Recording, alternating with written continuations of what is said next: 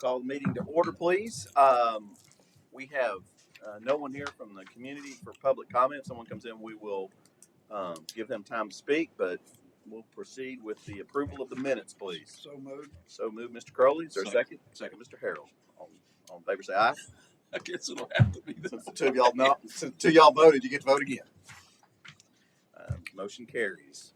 Next is approval of the vouchers. Yes. So moved. So moved. Is there a Second. second? Anything specifically in there, Mr.? No, sir. All right. All in favor, say aye. Aye. Aye. Any opposed? We'll proceed to the approval of the monthly reports for August. Thank you, Mr. Chairman. We're pleased because things are just looking up. Had a very successful month in August. And Dusty, if you don't care to share some of those facts with our folks, that'd be great.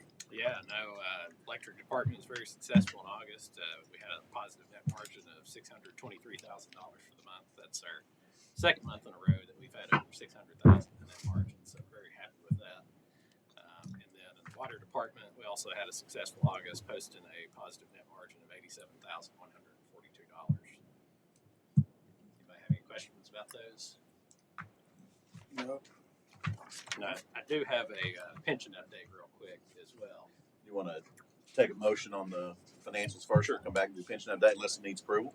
Okay. Is there a motion to approve the financials? Yes. So move, Mr. Harrell. Is there a second? Second, Mr. Crowley. All in favor, say aye. Aye. Any opposed? All right. And if your pension update, sir? Sure.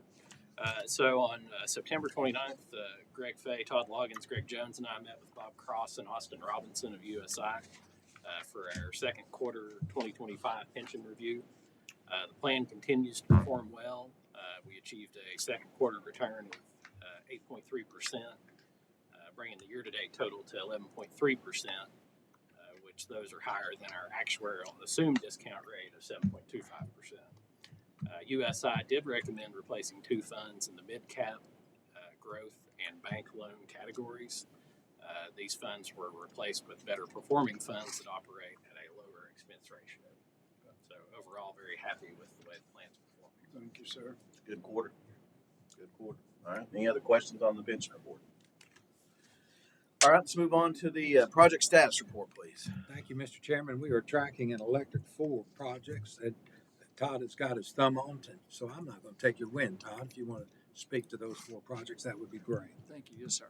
So the first 2 projects there, we are now complete with the 2 ACSR feeder upgrade over on Walnut Valley off of Edgemoor and Claxton, and also the one on Cumberland View Estates up off Norris Freeway. Both of those went very well, and we've been tracking those and watching those for a few months now, and they're both now fully complete. The third project on the list there is Broad Arrow Cable up on Sequoia Road. We are still in the right-of-way clearing process on that project, about to get the right-of-way all cleared and start construction here on that project. Should be later this month, actual setting poles and all that. And the final project there is the Greenwood Vista Riverbend area upgrade. We're replacing the old pole trans there that had the street lights, poles, transformers all in the street light pole there that we could no longer get parts for, becoming a reliability issue. We were planning to do that over the kind of the fall and the spring, but good weather, and we were very blessed with a lot of really nice, mild weather here over the last few weeks, and we have essentially wrapped that project up with kind of ahead of schedule. Did not have to go to the spring, so except for just maybe a few yards we have to touch up still as a result of that project. So it went very well. No unexpected items, which we were kind of fearing on that project when we started digging those up and putting transformers where the cables reach back, but it all went very well. Any questions on any of those? All right. Our water, we're tracking, and we continue to track, Mr. Chairman, their downtown streetscapes, and we were so impressed with the city and the Public Works group down there that they got it in great shape for this antique festival. And I've heard nothing but positive things about that. So kudos to Roger and his group down there. And Greg, you want to mention anything, or do you want to just hope that no one takes a shot at you? Everything's moving on Main Street. I guess y'all can tell the traffic control has moved down. They're right now in front of just right there at the intersection of Kincaid and Main Street, and they're going to continue on down towards the courthouse. So that's where we're at today. It's looking so much better, I think, and I heard a lot of compliments too, walking around down there. Progress. All right, let's move on to approval of purchase order, please. Mr. Chairman, we have one purchase order for the board to consider for approval, $121,775 that we would like to suggest that the board approve this to Cape Electrical Supply. You can see the 50 quantity that we're looking to purchase. These are the LED hollow. Are you want to say anything towards that? We're going to be replacing everything in our system, and this is just Well, part of it. Yeah, these particular ones are for the downtown area, the new decorative lights and all the area down there. So the new decorative poles and the new lights And and the equip. LED lights, and to also provide access points for outlets within those poles and also for Wi-Fi. I think which is Catherine Burkbeck and her group, the Historical Society, have really been big on. Got a grant to do that, so these poles now accommodate that. So, You know, I can tell you that the communication with the city and the CB is a testimony to these poles because they were designed and they are engineered in order to carry this the weight of what they're looking for, and the receptacles are in there. Everything is beforehand. Now they cost more, but it's great communication. So these poles ought to meet and exceed their expectations for everything that they want to do. I wanted to thank you all too. I had the courier reporter had a question about just switching over from the energy efficient lighting, and you all answered it. So Good. Thank you. thank you. I got a question about. Yes, sir. This just hit me while you were talking about those poles and Yes, the upgrade downtown. I can hardly wait to see how well that's already looking good to me because I'm a construction guy, but I know what's going in there. But I was just wondering, has the city of Clinton made any requests or do we have any places for electric car charge stations? Well, Has anybody made any That's- provisions? there for is those no in our- provision in Clinton Utilities Board for that. Right. A lot are doing that. If there's grant money associated with that, that's the plus. But there is a lot to having those car chargers because in terms of do we provide electric to it, and the state says you can't. There can only be the utility that charges for electric. So you can't resell the electric. So there's a workaround of that. Most of the time we're able to do that, but there is no great demand for that either. David is the thing. I don't know. Well, I don't want one or anything. I just wondered if. I mean, have we We have not received any requests associated with this work. Yeah. We haven't as a city. And this may be a dumb question. So you can't take an existing outlet, so to speak, and convert it to make it where it would charge your car. It's much more. It's much more in depth. Okay. And a lot higher power I got requirements. you. for I just thought while all that construction was going down there, that would have been the time to Would there be upgrade. Now, there's customers electric- coming in or something? Yeah. There's electric chargers that Aspire, if I'm not mistaken. There are that they put in over there. Yes. Where is it? It Aspire and the Yeah, Kind of Aspire has them, yeah. absolutely. They do, and most of your state parks now have them, and, and even Lutton's, there's very few private parks there, but, yeah. There are places that use it as a revenue generator. Does it cover its cost? Well, I mean that depends because if it hits during demand, Yeah. if you're peaking out there and then somebody, That's true. it Just don't offer it when they're it's tore up. don't offer it between 79 and 3 and 7. I mean, that's roll back to 110. All right, I didn't mean to hold That's so. it's actually a good question. It's a good question. I think that everybody- we've not been asked that. No, it I was. mean, it's gonna come. up. Don't bring it up. Well, my company may require me to order an electric car next time, Wow. and they put something in my garage to charge it, Right. and then somehow reimburse me for that electric cost. Does Okay. that sound? You'd have to put a charger in your garage, and so get an electrician to wire all that in. Yeah. Sound good And electrician. the cost depends on where is your electrical panel in the house. Is it in the Yeah, garage I also? usually garage. wonder Then you're why. probably in Usually better shape. state Like inspector me in this personally, area. mine is in the garage. My Young man electrical, in for my business, electrical panel is in the far end of the house in the basement. See, okay. That would be very difficult situation for me, Needs to but be you're in not bad shape for that. good electricity, kinda young, There you go. All right, so any more questions on this? good. Is there a motion to approve? So moved. Is there a second? All right, all in favor say aye. Aye. Any opposed? All right. Work order? One work order, Mr. Chairman, work order number 1885. This is the one and off the aerial cable at Hidden Valley Road. This is also a budget item, that has been approved. Our calculation is that the total cost, including a 10% contingency, is $237,600, and we recommend that the board approve this work order. Any questions on that? Motion approved. Motion, Mr. Crowley. Is there a second? Second. Second, Mr. Harrell. All in favor say aye. Aye. Any opposed? Mr. General Manager, looks like it's down to other business. The good news is we have been voted once again the best utility company in the Courier News Readers Poll. We appreciate that because people have to go through a process to vote, and those 300 times that I voted, it was a challenge, but we appreciate those other 5 that voted for us. But we appreciate the Courier, and we appreciate that endorsement. Also, you may have noticed a different page representing our demand response graphic that we generally put in. It's the little mountain with the red on there. This is what is in there now, and this is essentially a credit on our power bill from TVA because we supported their peak shading. Todd, you want to speak a little bit to that since you Yes, sir. provided that $44,000 to us. I'd be glad to. So, as Mr. Fay was mentioning, typically you'll see the graph in there where we reduced our own peak.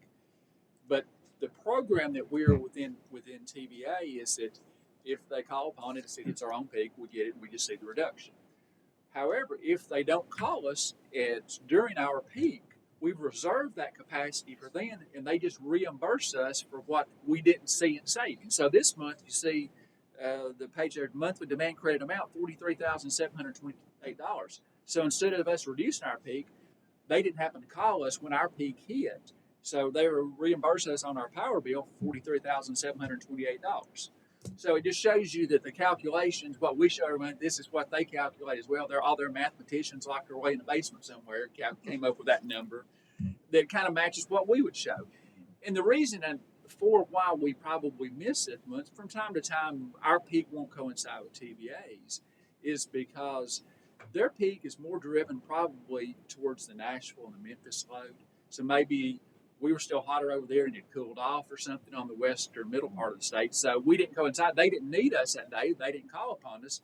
But because we peaked, they're still going to reimburse us for that capacity. So it reinforces that what we're really the ultimate goal of what we're trying to do is to lower TVA's peak. Because that's to go to lower the wholesale power costs. So if we can lower that, it keeps the cost down for everybody. So it's a good example here, though, how either we reduce or we're reimbursed by TVA to get that. So I think it's worth saying too that we pushed to aggregate the lowering of peak for TVA. That's what we here at CUB has been pushing TVA. There needs to be an organized way where utilities can focus their ability to reduce demand in order to address TVA speed all the time, because we all profit from that, because what they have to buy off the market is 15, 20 times, what they charge us. So it's a big deal. The problem is, as you look on this, there's only 3 other utilities in the valley. There's only 3 other kind of the middle utilities part, the in the CB and valley XXX. that- They don't say who those are on here. They don't. They kind of that has- non-disclosure, but there's 4 of us. There's only 4 in the valley that have So there was capability. only one in the running for the best utility. Right? Exactly, according to how many times I voted. But that's just a fact right there. And eventually we'd like to see that number grow so we can address TVA speak in an aggregate fashion across the 153 LPCs. How long? So those 3 others have come online over the last few years. Well, Chattanooga right. has, and I'm sure that's one That's of them. one of them. They've been around Yeah, that's right. probably That's a all year investment. just after us. They- Right. What would it cost the average utility board in, infrastructure costs though, to get to that point? Let me, first thing you're gonna do, you gotta put an AMI, and you need the communication, and that's why the broadband's going up. So for us to put the broadband up, it's $100 million, Okay. just to put the broadband up, not to put the AMI in after that. So all of that, but you can start doing a peak reduction on one circuit if you can't do anything else, you see, and that's really what we're encouraging. Get your feet wet and start in one area. And we've had them in here, Rob, and they just do not want to deal with it because the lights are on most of the time for them and they pay their bill. And if they don't have enough, they raise the rates. You know, so there needs to be a stick associated with this. Yeah, You know, yeah. I mean, otherwise we're still helping subsidize. that's That's right. exactly right. And what we've been pushing as well is help TVA to help incentivize those to incentivize those efforts. They're going to spend billions of dollars on SMRs. I told them $400 million in a pool to make available to LPCs to borrow down, and they show mile markers of how they're proceeding to adjust to TVA's peak, and then they can offset the payments back for the principal by what they save TVA in peak charges. I mean, it's a no-brainer, and I can't understand it. And they all think it's a great idea. Nobody's doing nothing. Interesting. So that's all I've got. That's all Okay. there is. I've got one other thing. So the CBIZ report came back. So I thought we'd hand it out tonight, and then we can talk about it next month. And if you all would like, we'll put them on a call with us. Yeah. Okay. And but anyway, so they've gotten their work done. They've kind of gone out and looked at various COP analysis surveys and so forth. They've done both their salary survey comp databases that they've got access to. They've also done some utility comparisons as well. So it's all kind of in there. But like I said, I think y'all just Have you met with them? I've spoken to them, yes, and I'm gonna have another follow up as well, just to make sure I understand. It's a basic compensation analysis, similar to what most HR companies go through to get to, for those of us that are in kind of in more of a larger corporate organization. It's the same approach. They break it down into quartiles. It's all based on experience. It's based on performance. It's based on those those criteria that everybody gets judged on. But I do think it'd be good, rather than hear it from me or from somebody else, I think it's best to hear it from them, let them explain it. Y'all can ask your questions as well, and then we can kind of figure out, hey, where we are and, what we, if we need to take any action and so forth on given what's there. But I just think it'd be good. And hopefully all five of us will be here next month. Stephen was out with his kids on vacation this week or traveling back, and Jimmy's out for that closing. So hopefully everybody will be up. But anyway, that's kind of where we got it. So we got it back like we asked. And So you're going to have them on the agenda? yeah, I think we put them on the agenda and just have them and just ask y'all. That way everybody can just ask questions, whatever they want. And Okay. this gives us a month to kind of digest the report. If that's okay. Sound good? I think it's great. Dave, you okay with that? Sounds good to me. All right, sir. Anything else that covered, Mr. Crowley? You got anything? Mr. Harold, you got I anything? was just thankful as someone that waters their yard that we passed the winter months. I'm sorry, the winter months go on in. Am I getting it wrong? November. No, the summer months go into November versus ending in October. Yes, that's exactly right. I'm going to text Jim. Yeah, somebody let him know. Is there anything else we need to cover? No, sir. All right. We're adjourned. Good.